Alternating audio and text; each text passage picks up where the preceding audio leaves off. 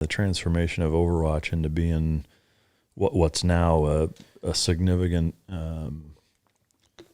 organization that aids in Ukraine support started with just trying to bring a guy back home and get him there and back safe. Yeah, and so he could give his mother a hug. Yeah, that's crazy. And how many of you were there? It was me, it was Zach, and it was Yuri. So 3 guys. We had a guy. This is a funny dog story. We had a guy that was going to go with us, an army guy, and right before we went to the airport, his dog bit his passport. Right? That's fucking great. Dog bit his passport, and it looked okay, right? I mean, I don't know why. Enough for them to be like, this ain't fucking real. Well, I mean, come on. It's clear. It's clearly a U.S. passport that's been chewed by a dog, right? Yeah. Like, come on. Yeah. But yeah, they wouldn't let him go. So we were down a man before we even stepped off. Was he going to bring the dog? No.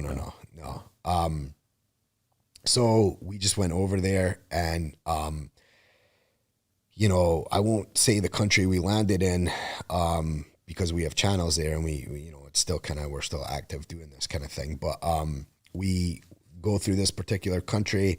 We had a contact there that picked us up and didn't speak any English, and none of us spoke his language.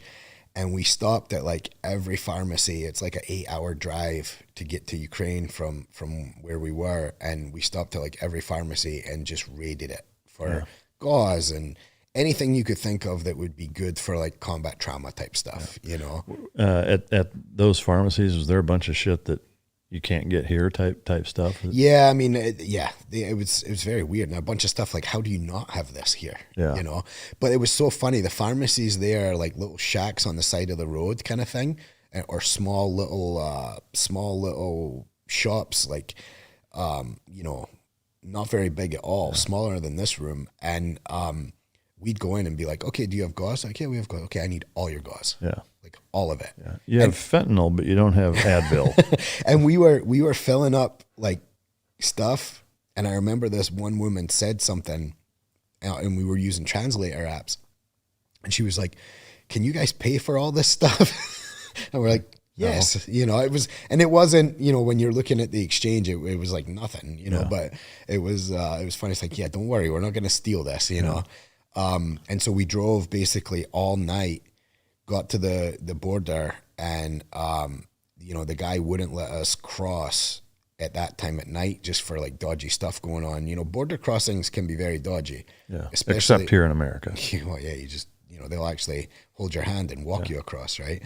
But yeah, border crossings in foreign countries are it's kind of a weird place to be, right? Because everybody's there for all kinds of reasons, and they had a massive like exodus of people fleeing at that time. Obviously, you know, you're talking, it was when we actually got there and were boots on the ground, it was day 4 of the war.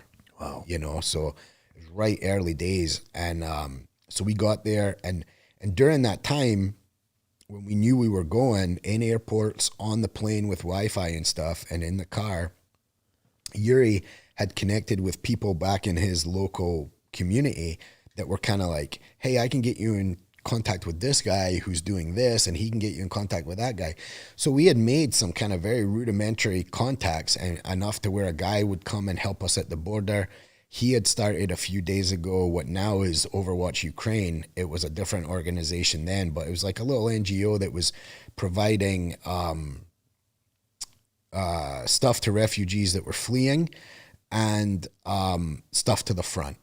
And we're still doing a lot of that. I'm sure we'll talk about it. But he came and met us, and we're like, okay, you know, let's go see your spot. This could be where we do our little medical drop thing. And of course, he found out we were there, and he's obviously a Ukrainian guy, and he starts calling everybody. You know, I have these 2 American Marines here now, and who can use them, and what's the deal? And we had no plans for anything. We literally were just taking Yuri home. And it turns out, he goes, hey, do you guys want to go talk to the local military commander? We said, yeah, right? What, when you first got in there, what was did they question you at the border for why you were there, and what reason did you give them? So we get done at the border and we're walking and it's snowing and it's freezing and we're in this weird kind of like open, kind of like a parking lot, kind of like a field, and we have no idea where we're going. We crossed the border on foot and we're trying to walk and trying to link up with this guy, and there's this like abandoned guard shack, and all of a sudden this guy starts yelling in Ukrainian and he's like, "Hey, come over here."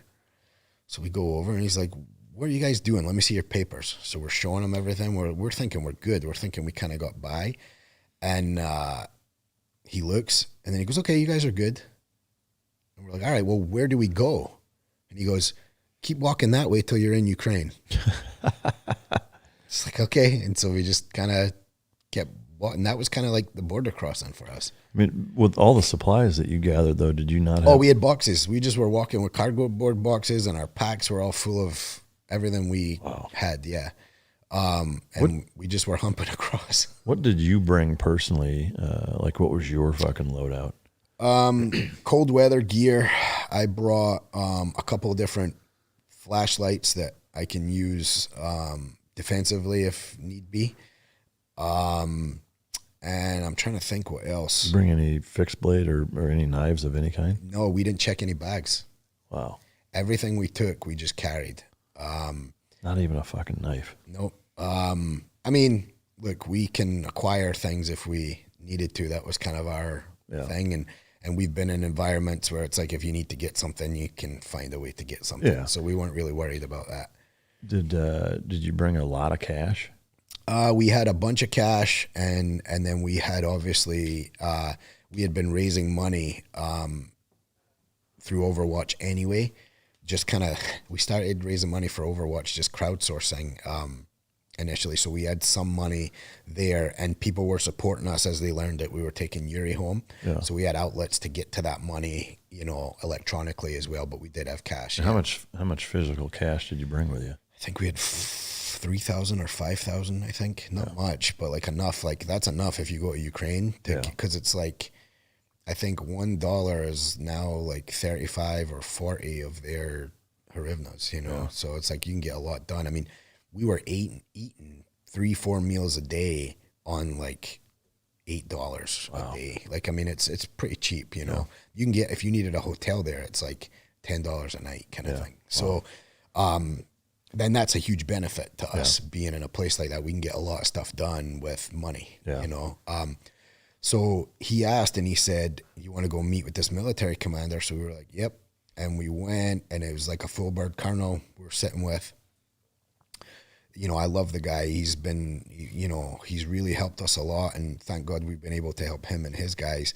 But the stereotypical Eastern European high-level kind of company-level officer, right? I mean, short little guy, big beer belly, bald head, like just total stereotypical. So we're sitting in his office, and, he's kind of checking us out. We're checking him out, and Yuri's translating. And we start asking him questions, and we kind of wanted to ask him enough to see what he was gonna see, how warm he was to us. He would tell us some stuff, and he would kind of shell up on other stuff. I asked him some troop movement stuff just to see if he was gonna. He shouldn't have told me, and he didn't tell me, but I wanted to see where we were at. And then he said, I said, well, we can help you. We're here for the next 9 days. If you need any help, let us know, And he basically asked us if we would do a site survey for him of all their kind of installations and their positions and what their men were doing and what we thought. So we did that. And, they had some stuff that was pretty good, from defensive type positions and stuff. And Zach and I were like, okay, yep, that's good. That's good. Then they had, actually, luckily they had a lot of stuff that was jacked up. Like they had way too many men, like, imagine like your house and they had a guy at every window kind of thing. It's like, look, you're going to burn these guys out. And they weren't sleeping. They're doing 12-hour shifts, like sleeping on wooden pallets. And, they had just different stuff. Their fighting positions were in the wrong place and all this. And we went over avenues of approach with them, and we really helped them with the site survey, sandbagging and what to sandbag and where and how and all this. And you could tell he was impressed by this. And he said, okay, I'm going to leave you guys with the major, and the major's going to take you through the town. It's some of the kind of more covert locations that we have and what we're doing there. So we said, okay. And Zach and I are kind of like, all right, this is good. He's given us to this guy, and we're going to go see. And then at the end of that, so we did that, and you know, we saw kind of some of their sniper positions and you know, all of this kind of stuff. And at the end of that, we went and checked back in with the colonel. And he said, okay, so can you guys come and train the guys tomorrow morning? And we were like, yeah, okay, sounds good. So, you know, 08, we'll be here and we'll train the guys, right? And he told us, he's like, what happened was over the weekend, the first weekend of the war, the country had over 200,000 people enlist in the army. And these are guys that were, you know, they may have had previous military experience. They may have fought in 2014 and all that going on. But many of them were just the butcher, baker, candlestick maker, no experience. They had no uniforms. Many of them didn't have weapons. Guys were using twigs off a tree or 2-liter water bottles as their weapon. And so we were like, yep, we'll come train them. And our first thought, and especially Zach's first thought, because he's more kind of the rational thinker than I am, he's like, is this even legal? You know, like, well, here we are, you know, and we're in a foreign country training a foreign army. Like, I'm assuming that the United States government didn't know that you didn't have an official understanding that you were there. At that time, no. Yeah. No. I mean, it was the Wild West. It was day 4 of the war, right? And so we show up, and these guys were completely green, and we start off by, you know, and it was funny. The colonel said, like, okay, so I've seen kind of you guys in the movies. I like the way you guys patrol. I like the way you guys do this, and can we train the guys some of this? And he wanted like some CQB stuff and all this, and you know, I was like, okay, well, let's just see, you know, and medical and so I was like, let's just see. And we get there, and it was at the point where we had to start, you know, if you're going out on a patrol, squad size patrol, hey, last man, look behind you. Like, it was at that level, you know? So we kind of got them going on basic patrolling, weapons handling, just kind of being able to move, you know, like, just, can you move? Can you, you know, do you have a purpose on what you're doing, that kind of stuff? And then we got up to the point with them where we were doing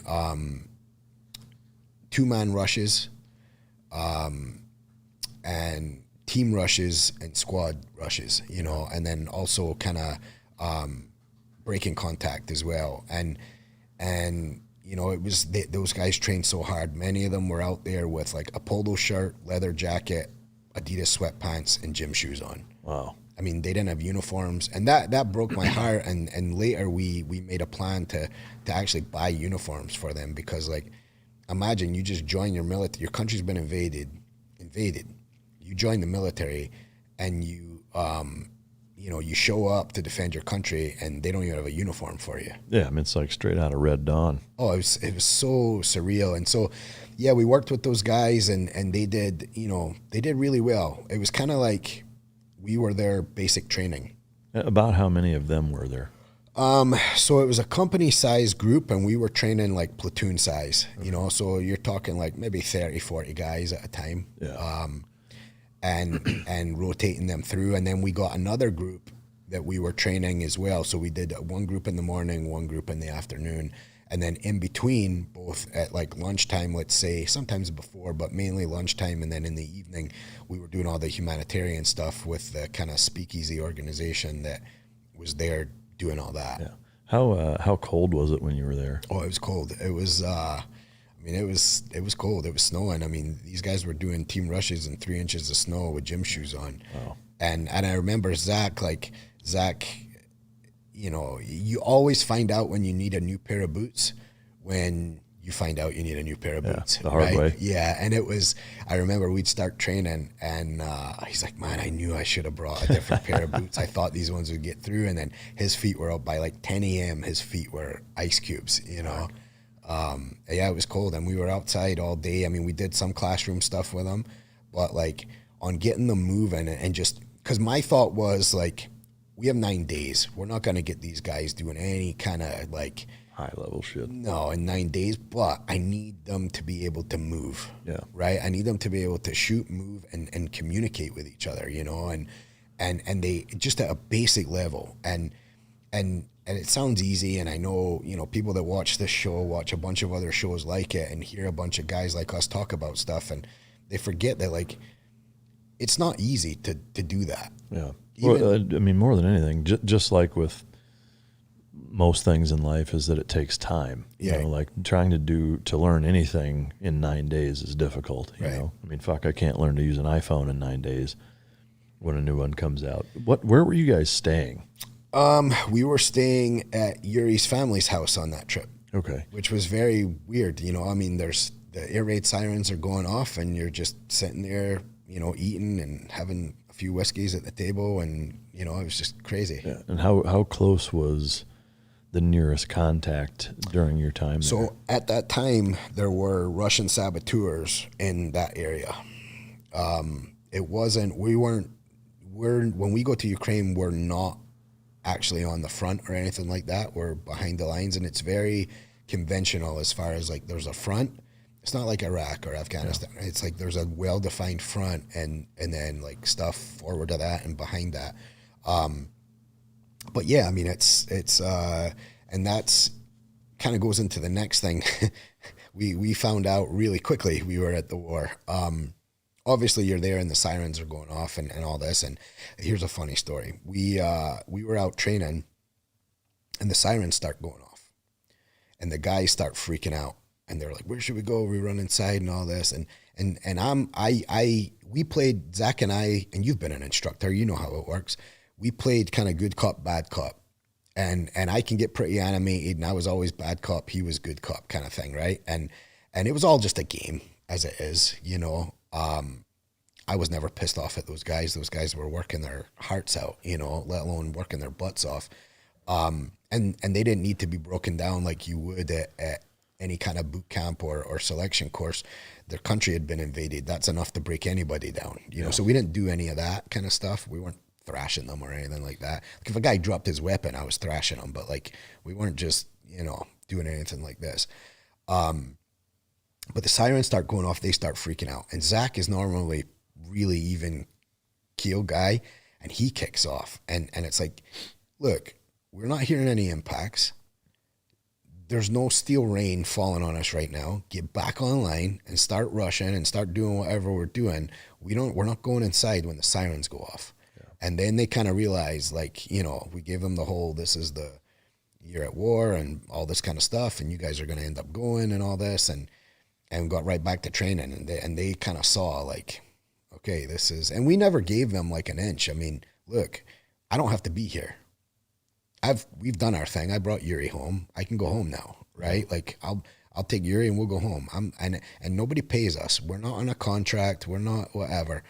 I'm here helping you in the freezing freaking cold in the middle of this war because you live in my friend's town and I like my friend and I'm trying to help out his people.